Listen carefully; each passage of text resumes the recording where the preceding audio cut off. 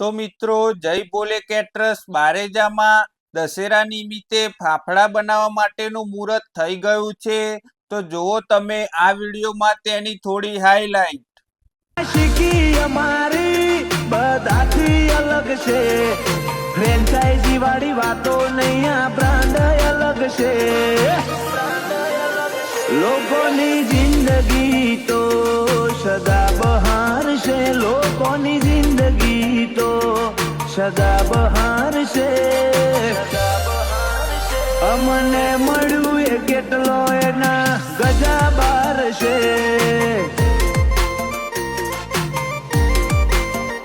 અમને મળ્યું એ કેટલો એના ગજા બાર છે।